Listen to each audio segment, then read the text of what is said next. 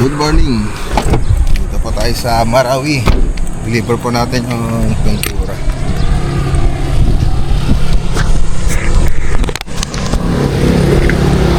Binili natin pintura kahapon. Tawagin natin mga tropa. Ano yung malatoy? Hey!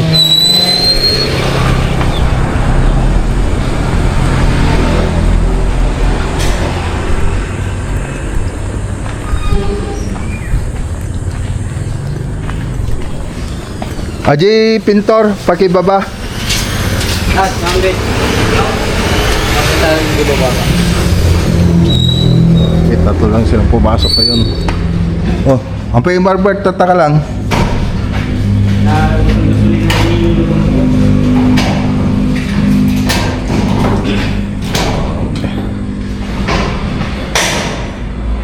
Ay, Nelson na eh. Ha? Nagdigos maran?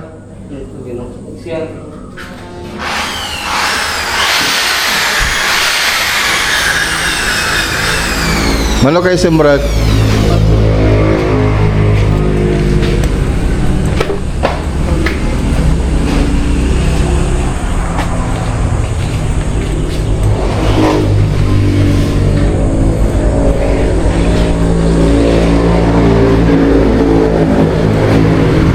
So punta po tayo ng Ordaneta tsaka sa Lawak Project. Si Eddie nandito na pala, magkakabit na siya ng pin lights. So wala pa yung mga LED strip natin. So hindi pa naman kailangan nilagay kasi magpipintura pa naman tayo. So galing na rin tayo kahapon dito. Dumal lang tayo para i-deliver yung mga pintura. Adji, aluminum profile light. Sige, kwarto.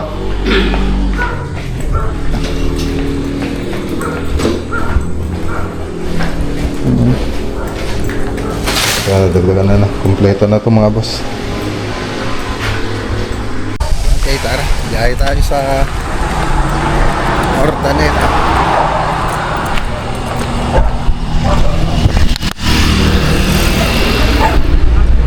Sir!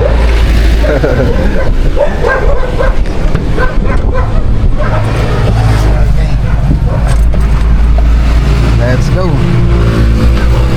Dito na tayo sa Villasis. Ay, Ordaneta pala mga boss. Ordaneta. Sorry.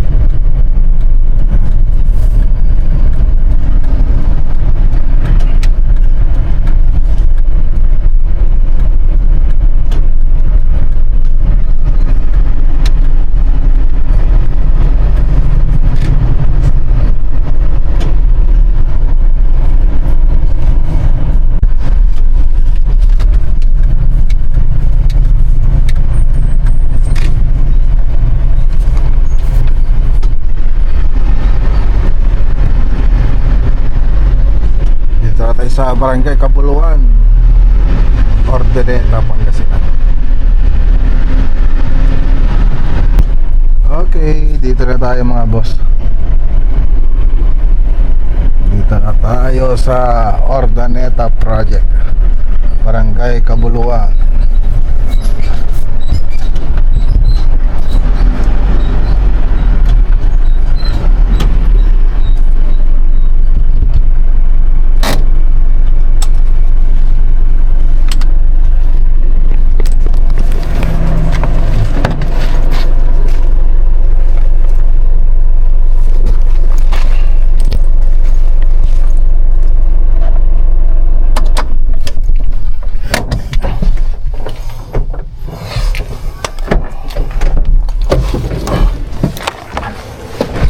Three bedrooms bungalow house residence.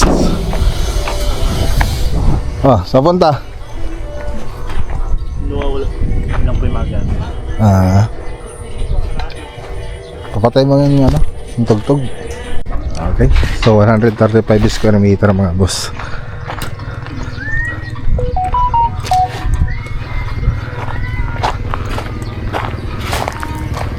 Pagipatay mo yung tugtog. Patay yung tugtog.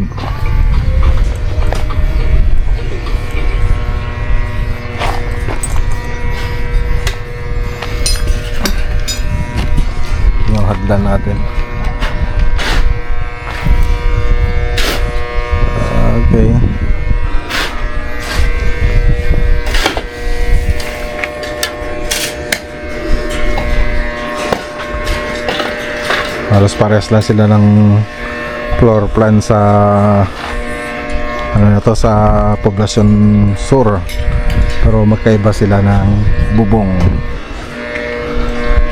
So ganun din, terrace tapos lanay, tapos living room, tsaka dining, tapos kitchen, tapos dirty kitchen and laundry.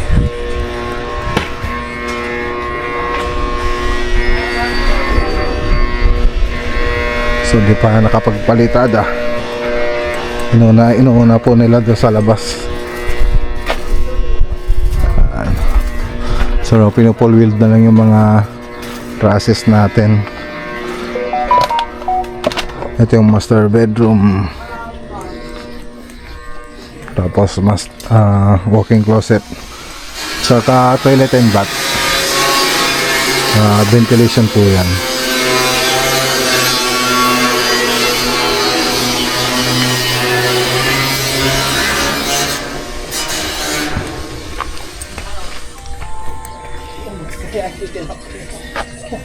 No?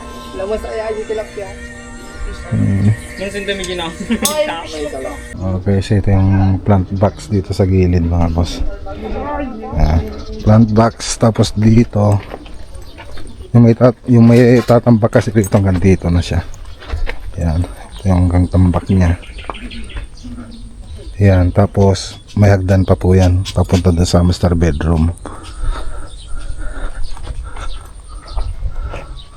So nag-umpisa na rin sila magpalitada rito sa labas. So andun sa kabilang side. Tapos ito nakapag-waterproofing na rin po kami rito sa septic tank. Okay.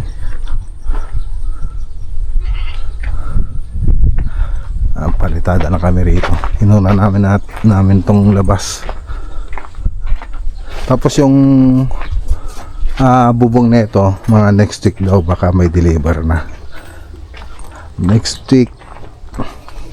Pati yung spandrel yata. Okay. So ito yung hagdan natin. So 1, 2, 3, 4, 4. Yung merindadan. Bata kayo kape garod.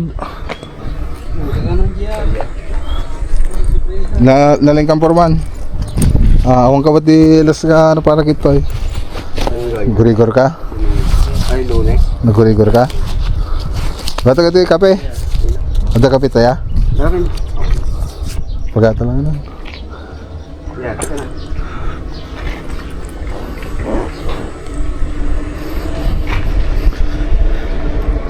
So hanggang finishing na rin po tayo rito.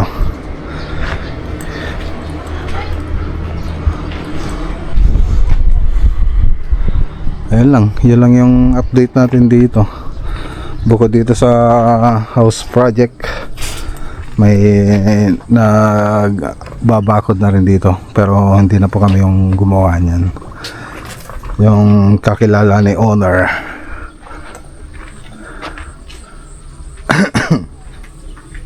Okay. Luwang ng Lotenlaw, ganda no. Ganda magtanim.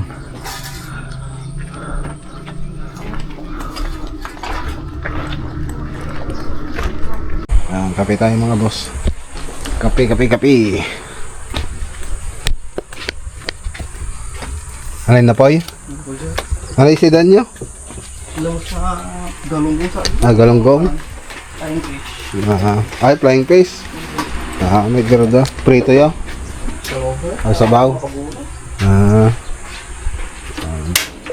Flying fish daw yung ano nila. Ulam.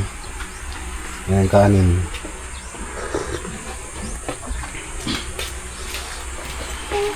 Mga bigas natin na yan. Buko pandan. Ada mo ti plus light ito. Plus light kaya ti tokak.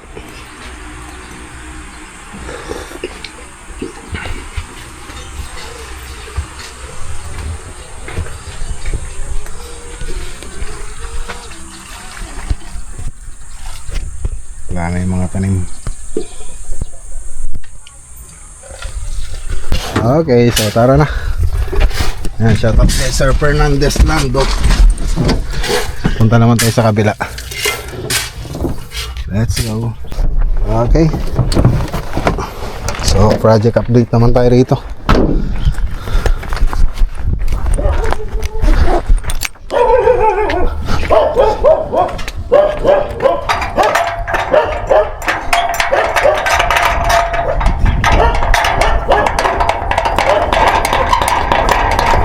Buksan na.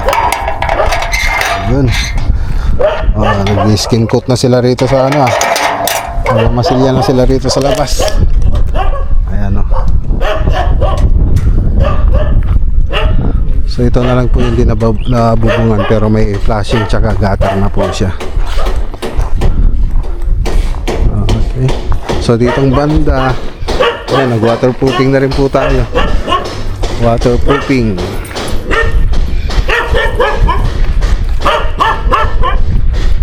Nakapag-spandrel na rin po rito. So lahat po yan may ventilation po yan mga boss.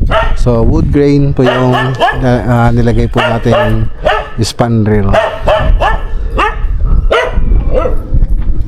Okay.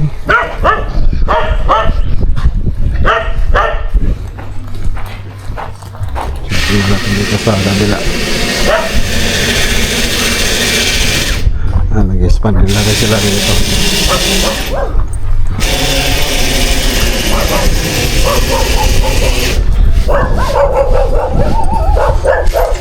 So naka-skin coat na rin po yung ibang parte ng bahay.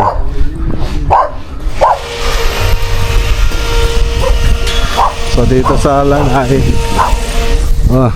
good morning. Sa lanay, ayan, bubong na lang kulang. Good morning. Tapos dito sa dirty kitchen and laundry, yan na lang po yung mga kulang.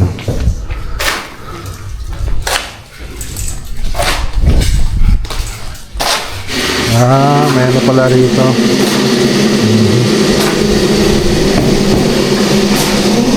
Okay. So yung gumawa na kasi ko ng 3D model na ito, kaya lang hindi ko nalagyan ng ano to, pintuan yung nakalimutan ko dun sa 3D model. So storage pala yan.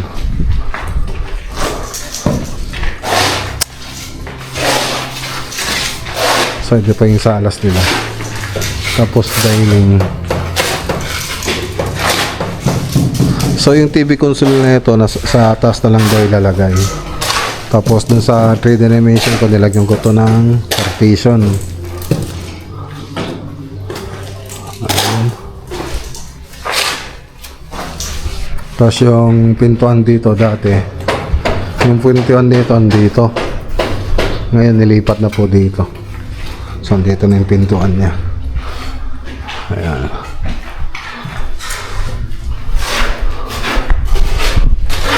Ngayon, siyempre magkatapat yan.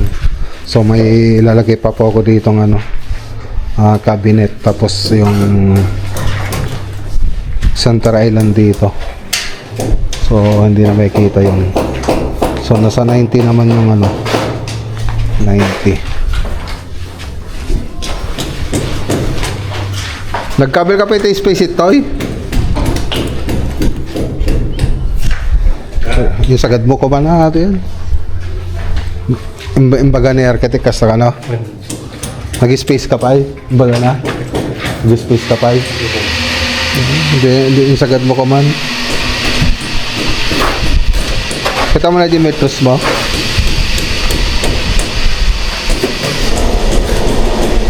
Ne. Baro pa ano.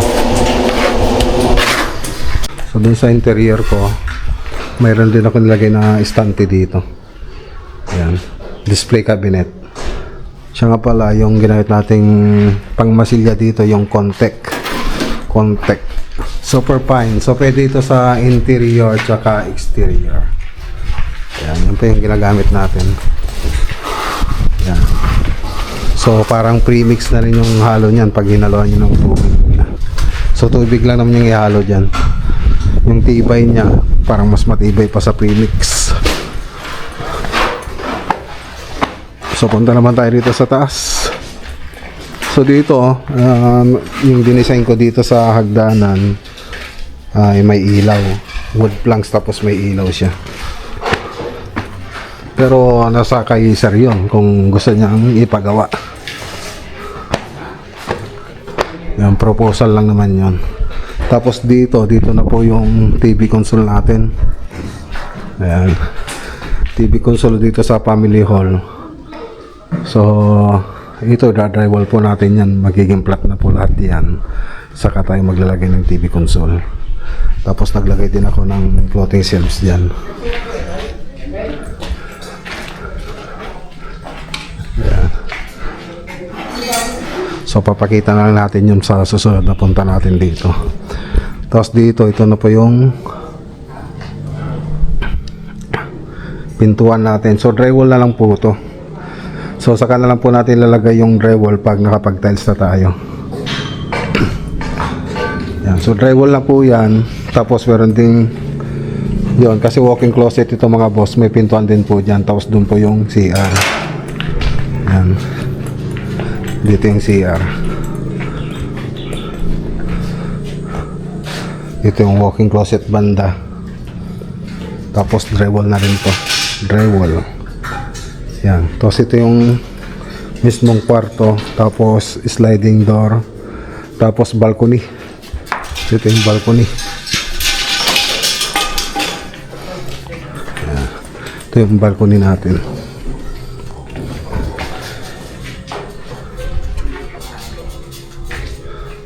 Okay.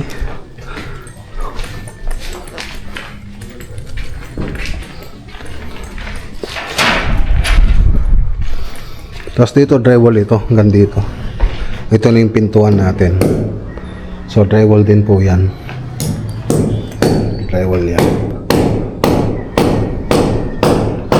Tapos bintana. Hallway ito.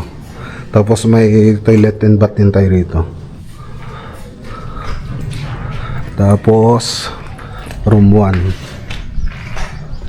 Okay. So mga pwede na tayo magkisami rito, kaya lang propose pa po natin yung design. Tapos pag yung ibang tao natin pag bakante na, pupunta po sila rito para magkisami.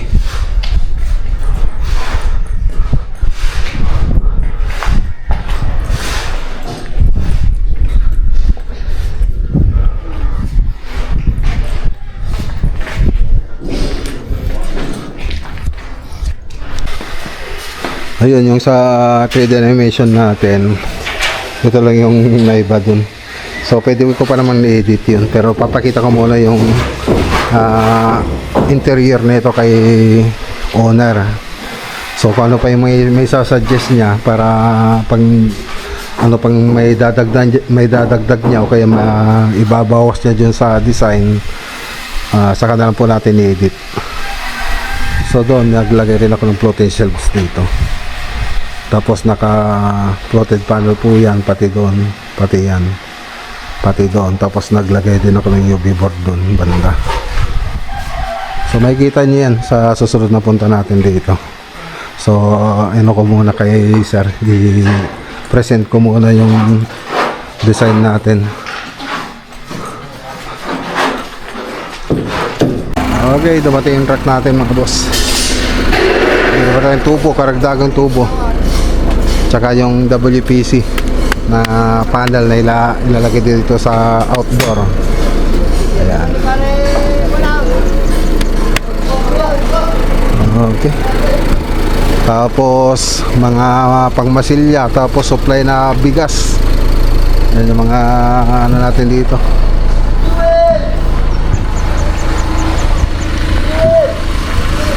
Pintura. Ay, shout out. Sige pa ilakad yo. Sige pa ilakad yo. Paano ito yan? Okay. Ay, shout out kay ano. Kay Sir Alfredo Lucero. Ayan, malapit-lapit na po mga boss. Oh. Nakikita na yung ganda nyo. Hindi pa tapos yan mga boss. Kumakain tayo mga boss. Oh, buto-buto. Puro buto. Buto ng munggo. Buto ng munggo. Wala yung sahog ah. Wala sir. Mahal na yung chicharon ngayon. Pangpulutan na lang. Pangpulutan na sir. Siniparate niya yung ano eh.